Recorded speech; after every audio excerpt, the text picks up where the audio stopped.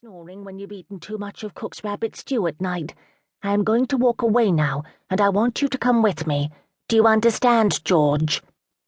George cocked his head at me, then turned to the man who had come down on his knees beside me, his damned eyes all fluid and adoring. The man said as he tried for a disarming shrug, "Try not to be upset. You see, animals adore me. I was born with this gift, a sort of power, if you will. If I'm not careful, when I merely go for a walk on Bond Street, all the frivolous little dogs the grand ladies are carrying about leap from their arms and chase after me. Dogs all over Piccadilly hunt me down. I try to ignore them. I always return them to their owners, but it just doesn't stop. What am I to do?" Humour, I thought. Something that hadn't been in my life for more weeks than I could now easily remember hit me between the eyes. I smiled, unable not to.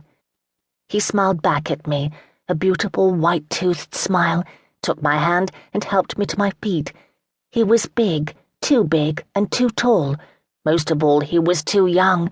He wasn't just there, he overwhelmed. Immediately, I took a step back, then another. "George," I said, growing more uncomfortable by the minute, "it's time to see what Mrs. Dooley has made for our lunch. You know that on Tuesdays she does something very special with bacon for you. Yes, bacon, fried down to its core, cooked so stiff you can bang it on the floor several times before it crumbles. Come along now. You will ignore this gentleman. He may be nice to you here, where there's an audience who can see how talented he is with you, but he doesn't want you to catch his coattails in your teeth and pursue him home. Come along." I turned then and walked away, praying that George wouldn't stay with the man, wagging his tail and cocking his very homely large head in that cute way he had, his ears at half-mast that clearly said, "Do you really think she has bacon for my dinner?" "Wait," the man called coming after me, his hand raised. "I don't know who you are." But I didn't wait. I didn't want him to know my name. Besides, why would he care? Didn't he see what I was wearing deep mourning? Didn't he know that being 3 feet away from him was too close? I even quickened my step. He was big and tall, and he was too young, too strong. No, I thought, he couldn't do anything here, in the middle of the park, with all these people about. I merely shook my head, but didn't turn around.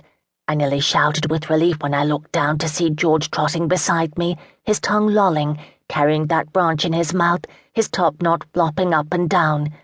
I did turn once I reached the corner. The man wasn't there. Well, what did I expect? But he would unfold a pair of wings and fly after me, snatch up both me and George and haul us off to a derelict old castle? No, he wasn't a monster.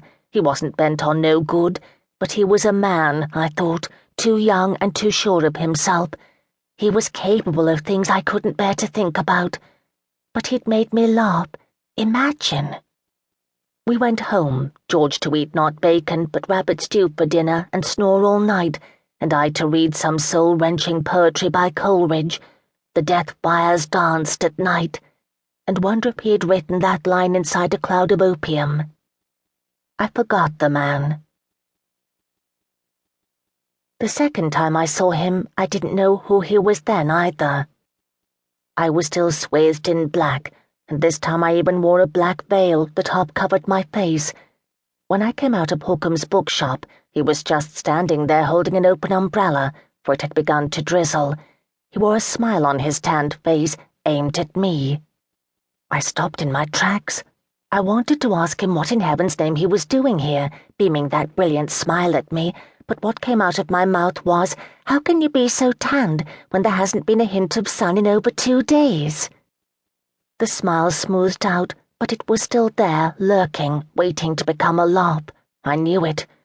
"At least this time you've looked at my face, something you refused to do that first day we met in the park. I have some Spanish blood in me, something my father abhorred, but he fell in love with my mother, Isabella Maria, you see, and so I was born. I wonder what he would think of me now, so unlike a pure-blooded Englishman, all pale and pink-cheeked, were he still alive." "Well, that does explain it," I said, nodded to him and added, "Good day," and walked away. I wasn't really surprised when the rain suddenly came down thick and hard, because after all it was England. What I hadn't